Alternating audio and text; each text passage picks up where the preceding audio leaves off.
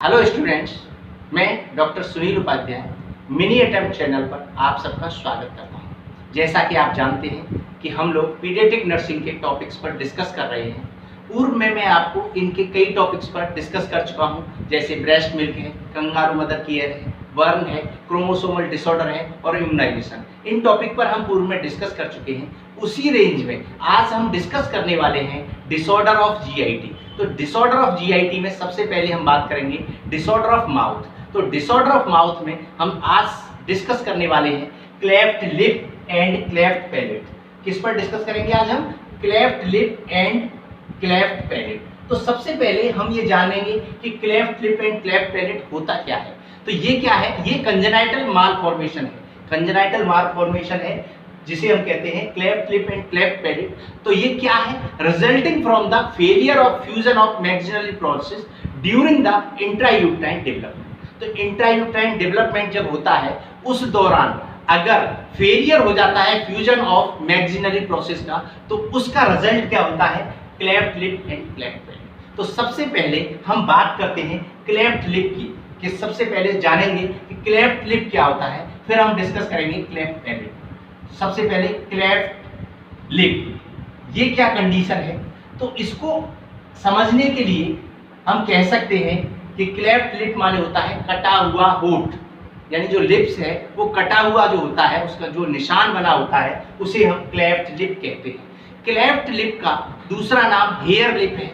क्या बोलते हैं इसको? Harelip. और इसको एक जो मेडिकल कंडीशन है इसको क्लेफ्ट लिप की, इसको बोलते हैं चीलोचाइसिस।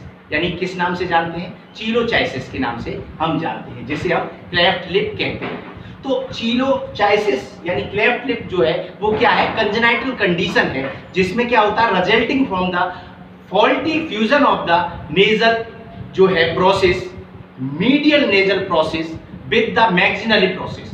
तो ये जो प्रोसेस है अगर वो फेल हो जाता है या फॉल्टी हो जाता है तो उस कंडीशन को हम क्या कहते हैं? Cleft lip. क्लेफ्ट लिप का दूसरा नाम क्या है जो अभी हमने आपसे डिस्कस किया था? चीलोचाइसिस, और इसको हेयर लिप भी हम बोलते हैं। तो ये तो हम समझ गए। एक चीज और मैं आपको बता दूं इससे रिलेटेड, जो कि आपके लिए जानना बहुत आवश्यक है।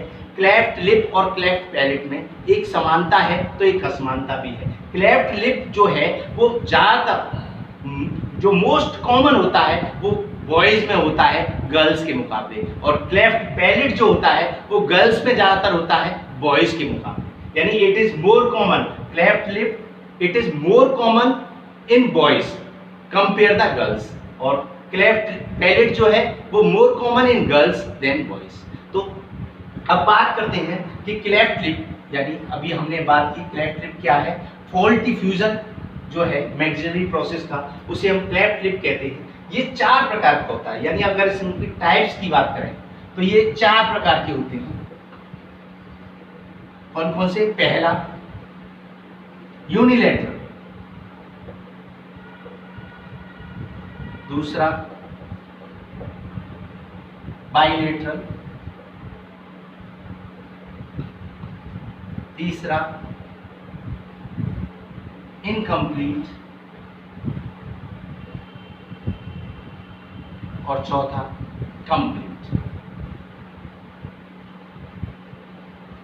तो सबसे पहले बात करते हैं यूनिलेटरल क्लेफ्ट लिप की। तो यूनिलेटरल जो क्लेफ्ट लिप है उसकी जो कंडीशन है वो, यानी इसमें जो निशान होता है, नोच होती है, वो यूनिलेटरल और ज्यादातर लेफ्ट साइड में, लेफ्ट साइड में जो है वो मोस्ट कॉमन है। लेफ्ट साइड में ज्यादातर निशान होता है, उसे हम यूनिलेटरल क्लेफ्ट लिप बोलते हैं। जो एक तरफ लेफ्ट साइड में ज्यादातर, यानी लेफ्ट साइड वाला जो है वो यूजुअली लेफ्ट साइड में जो है वो बहुत मोर कॉमन है, ठीक है ना। तो ये कहां पर होता है? यूनिलेटरल का जो निशान ये होता है below the centre of one of the nostril. जो नॉस्ट्रल है उसके जस्ट बिलो में लेफ्ट साइड में जो निशान होता है कटे हुए का, उसे हम क्या बोलते हैं? Unilateral cleft lip. दूसरी कंडीशन क्या है? बाइलेटरल। बाइलेटरल यानी दोनों तरफ जो नॉस्ट्रल होते हैं, नोजल कैविटी के जो नॉस्ट्रल हैं उसके जस्ट बिलो दोनों तरफ कटे का निशान होता है लिप्स का, उसे हम क्या बोलते हैं? Bilateral cleft lip.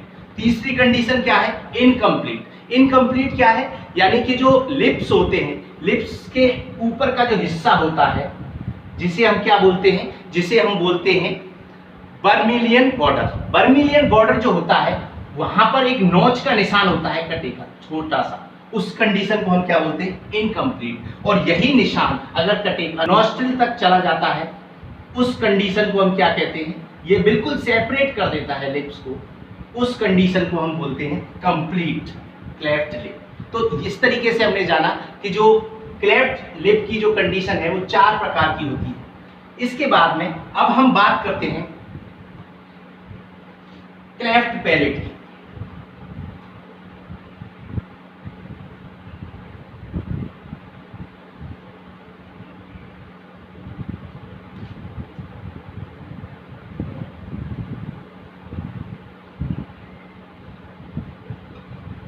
तो क्लेफ्ट पैलेट, क्लेफ्ट लिप की बात हमने की थी, तो हमने आपको बताया था जो लिप्स पर कटे का निशान जो होता है उसे हम क्लेफ्ट लिप बोलते हैं। और जो पैलेट, पैलेट मतलब क्या होता है, तलवा।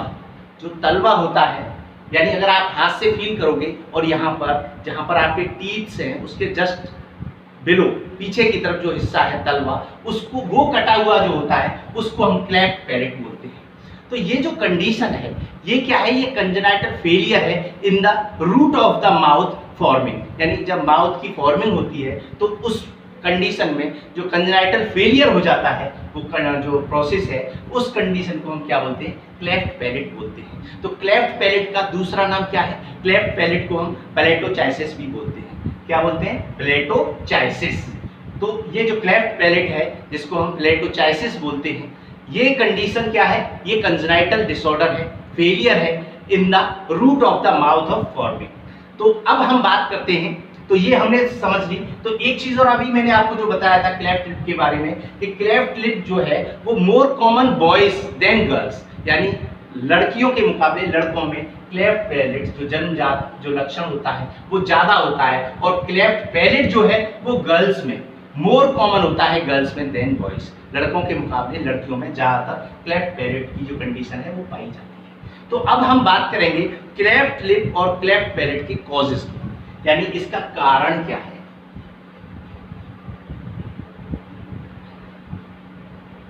तो अब हम बात करेंगे कॉजेस ऑफ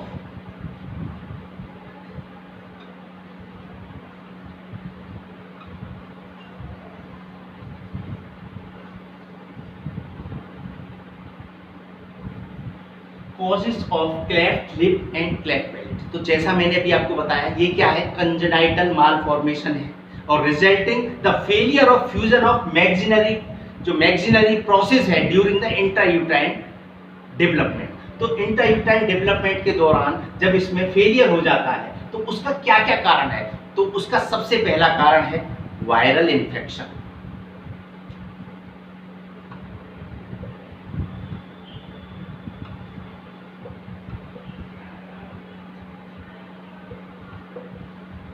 यानी प्रेगनेंसी के दौरान अगर माता को वायरल इन्फेक्शन हो जाए, और खास तौर से कौन सा viral, rubella virus.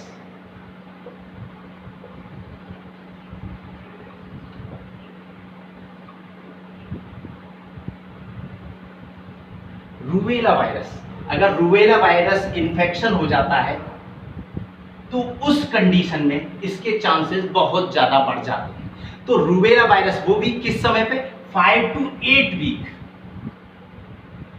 5 to 8 week gestation, यानी जो प्रेगनेंसी के दौरान 5 से 8 हफ्ते के दौरान अगर वायरल इन्फेक्शन हो जाए, तो मैंने आपको जो बताया था कि जो क्लेफ्ट लिप और क्लेफ्ट पैलेट का जो फॉर्मेशन है उसकी जो टाइमिंग है 5 to 8 वीक होती है, यानी जो गेस्टेशन है 5 to 8 वीक, उस दौरान फॉर्मेशन होती है लिप्स की और पैलेट की। यानी कि जो लिप्स है उसकी फॉर्मेशन पहले होती है और जो पैलेट है उसकी आफ्टर 1 मंथ होती है फॉर्मेशन। तो ये 5 to 8 वीक के दौरान अगर वायरल इन्फेक्शन हो जाता है तो उसका कंडीशन में क्लेफ्ट लिप और क्लेफ्ट पैलेट की जो कंडीशन है उसके चांसेस बढ़ जाते हैं, क्योंकि उसी दौरान उस समय फॉर्मेशन हो रही होती है इसकी मैक्सिलरी प्रोसेस की, और उसी कंडीशन में अगर वायरल इन्फेक्शन हो जाता है तो उससे ये फॉल्टी हो जाता है और क्लेफ्ट लिप या क्लेफ्ट पैलेट कंडीशन डेवलप हो सकती है। दूसरा कारण अगर हम दूसरे कॉजेज की बात करें कि जो क्लेफ्ट लिप और क्लेफ्ट पैलेट का जो कॉजेज है वो है क्रोमोसोमल डिसऑर्डर।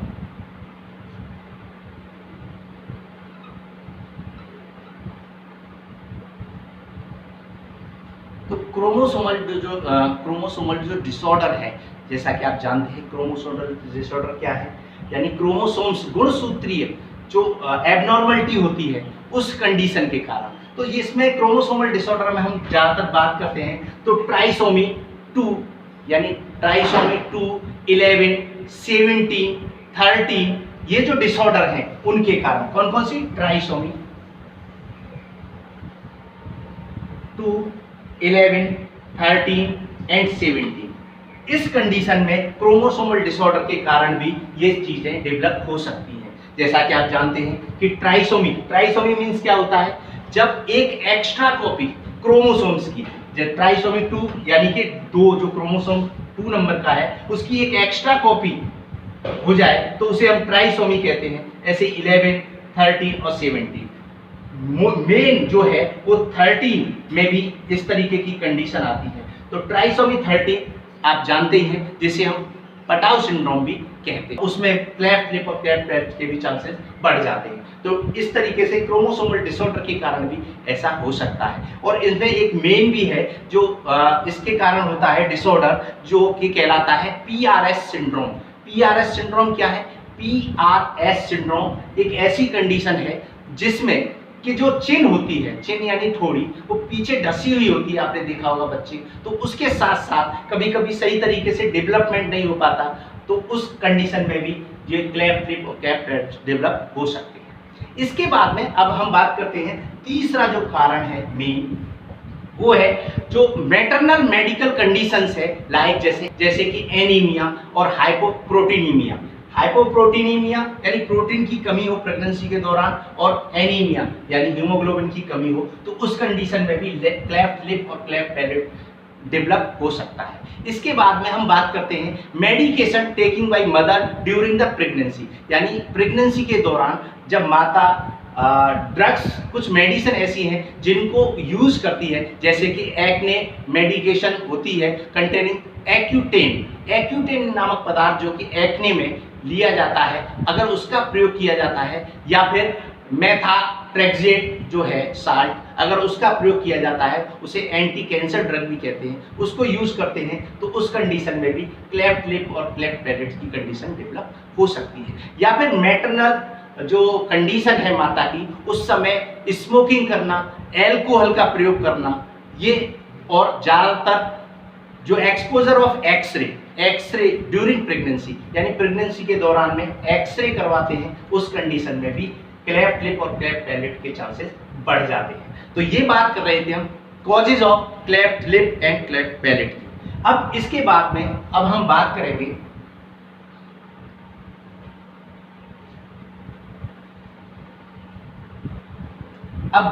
हम पैथोफिजियोलॉजी।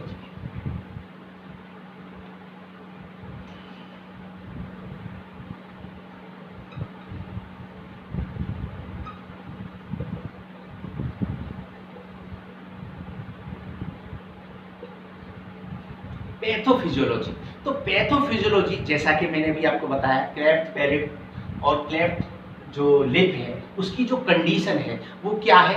फेलियर या incomplete union of embryonic structure of face resulting in cleft lip and cleft palate.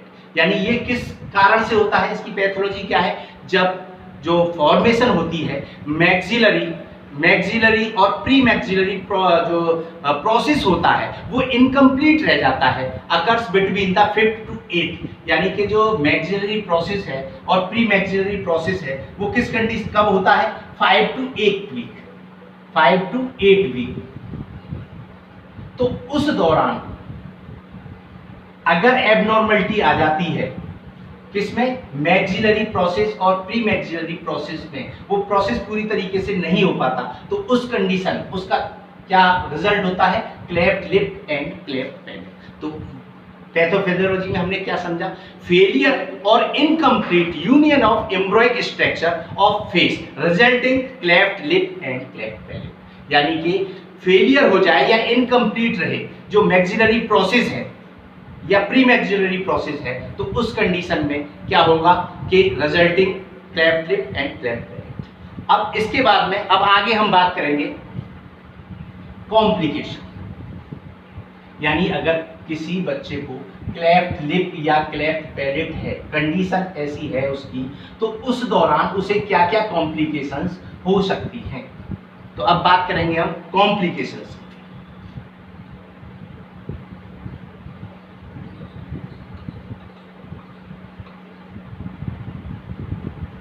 तो कॉम्प्लिकेशंस क्या क्या हो सकती हैं। तो सबसे पहले अगर क्लेफ्ट लिप और क्लेफ्ट पैलेट है, यानी तलवा कटा हुआ है उसका या होठ उसका कटा हुआ है, तो उस कंडीशन में सबसे ज़्यादा जो बच्चे को प्रॉब्लम आएगी वो आएगी फीडिंग प्रॉब्लम्स, यानी वो जो ब्रेस्ट फीडिंग नहीं कर पाएगा अच्छी तरीके से, तो उसे फीडिंग में प्रॉब्लम आएगी। या फिर अगर उसको हम स्पून से भी फीडिंग कराएंगे तो वो सही तरीके से नहीं कर पाएगा, साइड से उसके निकलेगा और वो अच्छी तरीके से फीडिंग नहीं कर पाएगा और ना ही वो निपल्स को सक कर सकता है। तो सबसे पहले क्या प्रॉब्लम आएगी, फीडिंग प्रॉब्लम।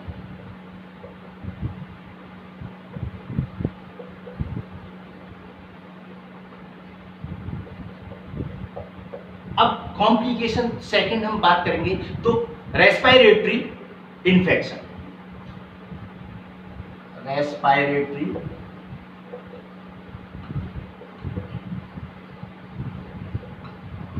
रेस्पिरेटरी इन्फेक्शन हो सकता है, किस कारण हो सकता है, एस्पिरेशन के कारण। एस्पिरेशन के कारण क्या होगा, एस्पिरेशन फीडिंग के दौरान एस्पिरेशन कर जाएगा, वो एस्पिरेट करेगा, अगर वो अंदर चला जाएगा तो उससे क्या होगा, रेस्पिरेटरी इन्फेक्शन हो सकता है। और खास तौर से क्या हो सकता है, ईयर इन्फेक्शन हो सकता है, ठीक है ना। रेस्पिरेटरी इन्फेक्शन हो सकता है और ईयर इन्फेक्शन हो सकता है।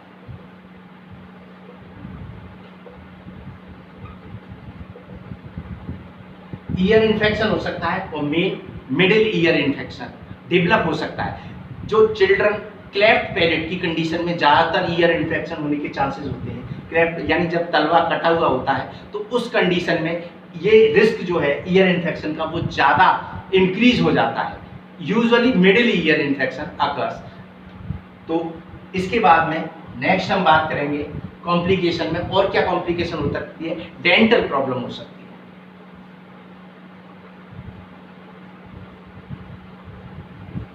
डेंटल प्रॉब्लम्स हो सकती हैं, क्यों हो सकती हैं, क्योंकि अगर क्लेफ्ट पैलेट है, उसका जो तलवा है वो अगर कटा हुआ है तो जो टूथ हैं, जो दांत हैं, वो सही तरीके से उनका जो सॉकेट है उसमें फिक्स नहीं हो पाएंगे, उनमें गैप रह जाएगा। तो इस तरीके से उसको डेंटल प्रॉब्लम हो सकती है। तो क्या क्या कॉम्प्लिकेशन हो सकती है, फीडिंग प्रॉब्लम्स हो सकती है, रेस्पिरेटरी इन्फेक्शन हो सकता है, एस्पिरेशन के कारण एस्पिरेशन कर जाएगा वो उस कारण, और तीसरा ईयर इन्फेक्शन हो सकता है, और चौथा डेंटल प्रॉब्लम उसको क्रिएट हो सकती है। और क्या हो सकती है, स्पीच प्रॉब्लम।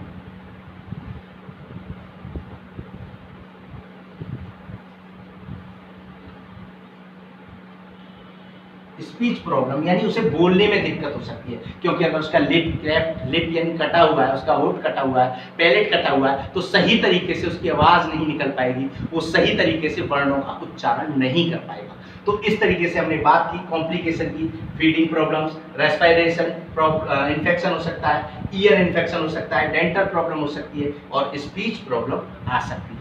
अब इसके बाद में हम बात करते हैं डायग्नोस्टिक इवैल्यूएशन, यानी हम किस तरीके से पता लगा सकते हैं उसको क्लेफ्ट लिप या क्लेफ्ट पैलेट है। तो डायग्नोस्टिक इवैल्यूएशन की बात करते हैं।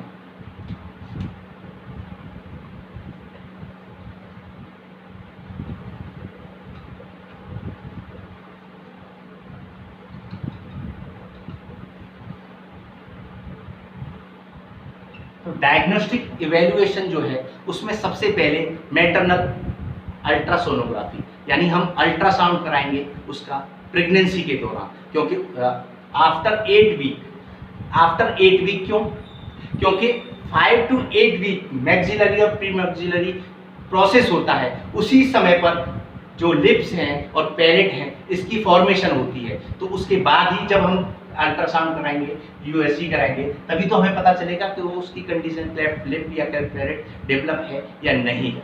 तो क्या करा सकते हैं, सबसे पहले मैटरनल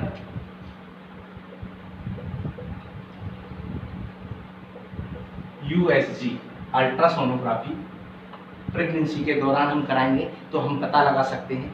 उसके बाद में फिजिकल एग्जामिनेशन,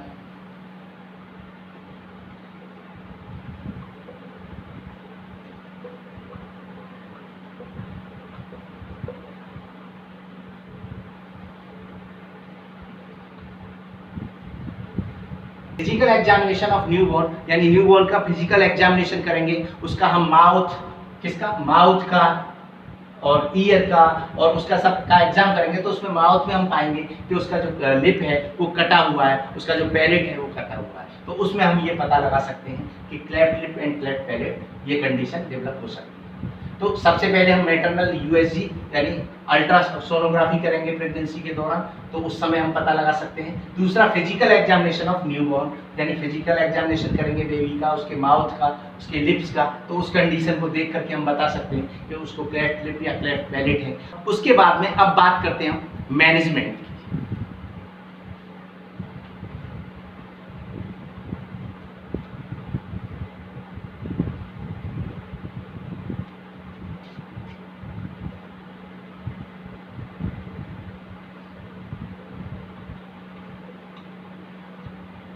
तो मैनेजमेंट में सबसे पहले बात करते हैं हम surgical management.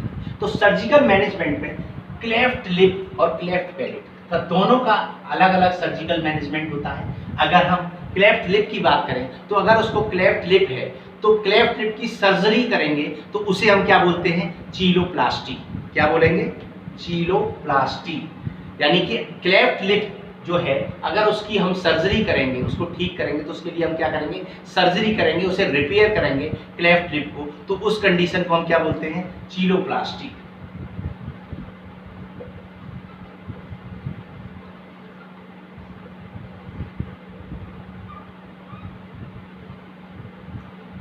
चीलोप्लास्टी, repair of cleft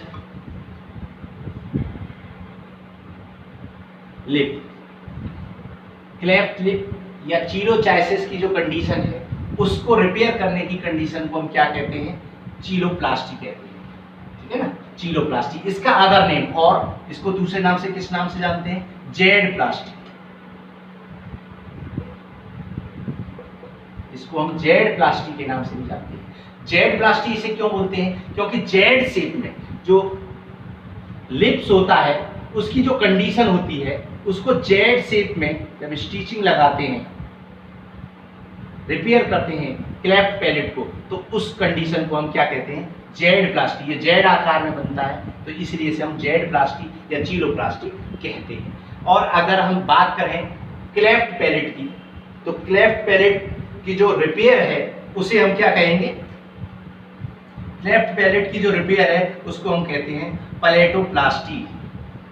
पैलेटोप्लास्टी। पैलेटोप्लास्टी क्या है, रिपेयर ऑफ क्लेफ्ट पैलेट।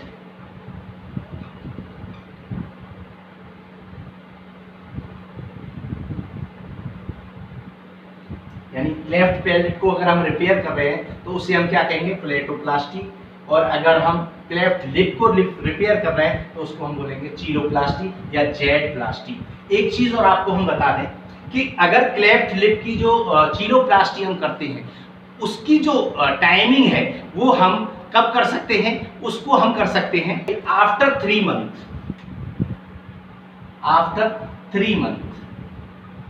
तो ये जो सर्जरी करेंगे हम, जो रिपेयर कर रहे हैं क्लेफ्ट लिप की, वो आफ्टर 3 मंथ करेंगे। यानी 3 मंथ का जब बेबी हो जाएगा उसके बाद। क्यों, क्योंकि जो नोच है वो जो निशान नहीं रहे, निशान आफ्टर 3 मंथ वो नोच नहीं रहेगी। अगर उससे पहले हम करेंगे तो वहां पर वो निशान बना रह जाएगा जो हम रिपेयर किया है, जेड प्लास्टी या चीलोप्लास्टी की है। तो इसीलिए हमें ध्यान रखना इस चीज को कि जो चीलोप्लास्टी की जाती है, रिपेयर ऑफ क्लेफ्ट लिप, वो आफ्टर 3 मंथ की जाती है, यानी 3 महीने के बच्चा होने के बाद में। और उसके बाद में अब हम अगर बात करते हैं कि पैलेटोप्लास्टी, यानी पैलेटोप्लास्टी क्या है, क्लेफ्ट पैलेट की जो रिपेयर है वो कब की जाएगी, तो 18 to 24 मंथ।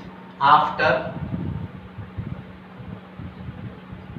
18 to 24 मंथ हम क्या करते हैं, प्लेटोप्लास्टी यानी कि क्लेफ्ट पैलेट की जो रिपेयर करते हैं, वो जब बेबी 18 to 20 मंथ यानी 1.5 से 2 साल का बच्चा जब हो जाता है, तो उस दौरान हम इसको करते हैं प्लेटोप्लास्टी यानी क्लेफ्ट पैलेट की जो रिपेयर। तो ये बात कर रहे थे हम सर्जिकल मैनेजमेंट की। अब बात करते हैं हम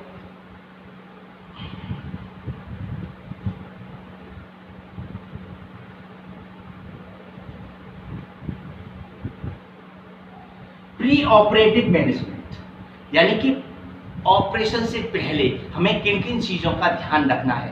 प्री ऑपरेटिव मैनेजमेंट,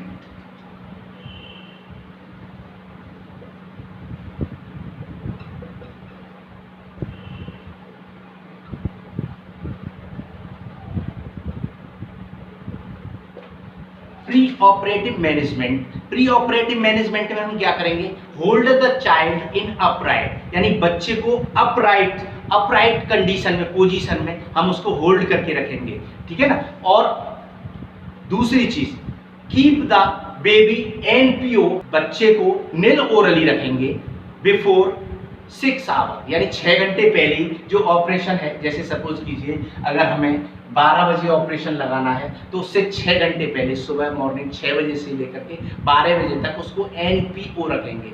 एनपीओ क्या होता है, यानी नील ओरली रखते हैं, उसको हम एनपीओ बोलते हैं। एनपीओ इसकी फुल फॉर्म क्या होती है,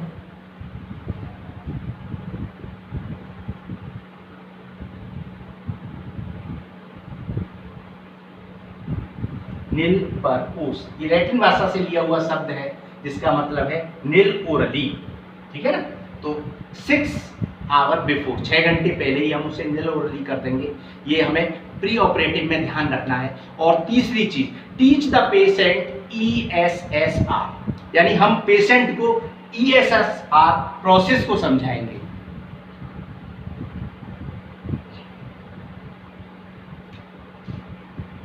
ESSR मेथड जो है नर्सिंग का मेथड है, पीडियाट्रिक नर्सिंग में जो बेबी के लिए प्रयोग किया जाता है। तो ESSR method of feeding, method of feeding, ESSR method of feeding हम पेरेंट्स को समझाएंगे। ESSR क्या है, तो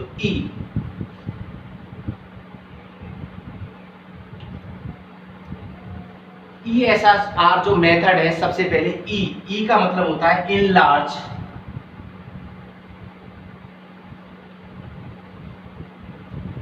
निप्पल, ठीक है ना। एस,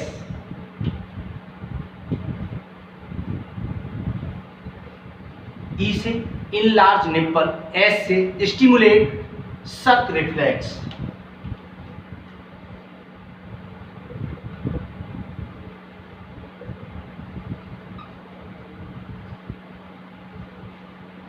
स्टिमुलेट सक रिफ्लेक्स। दूसरा एस, सेकंड एस सोलो,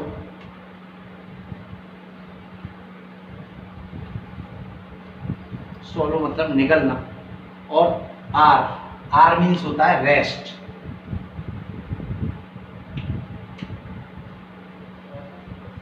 तो पेरेंट्स को हम मेथड बताएंगे। फीडिंग के दौरान हमें 4 चीजों का ध्यान रखना है, इनलार्जमेंट, इनलार्ज निप्पल, दूसरा स्टिमुलेट सक रिफ्लेक्स, बच्चे के अंदर सकिंग के जो रिफ्लेक्स हैं उसे स्टिमुलेट करेंगे, एस सोलो, वो आसानी से उसे निगल सके, उसको सोलो कराएंगे। और चौथा आर से रेस्ट, यानी उसको आराम देंगे, रेस्ट। तो ये 4 चीजें ये क्या कहलाती हैं, ESSR मेथड ऑफ फीडिंग। इसके बाद में हम बात करते हैं पोस्ट ऑपरेटिव मैनेजमेंट की।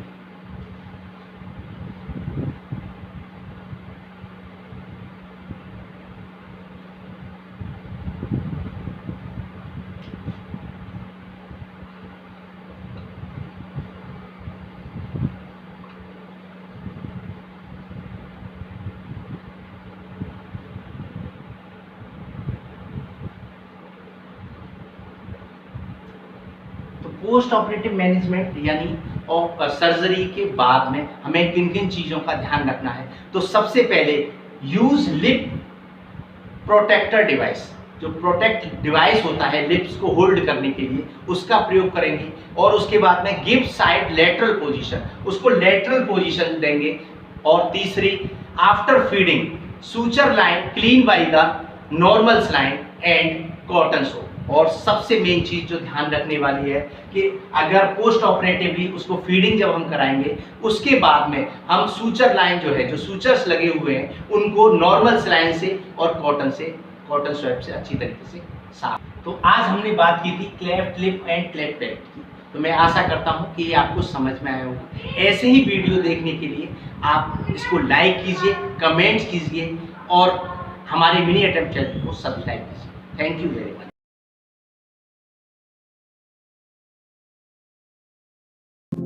मेडिकल से रिलेटेड अच्छे अच्छे लेक्चर्स पाने के लिए हमारे चैनल मिनी अटेम्प्ट्स को सब्सक्राइब करें, लाइक करें, शेयर करें।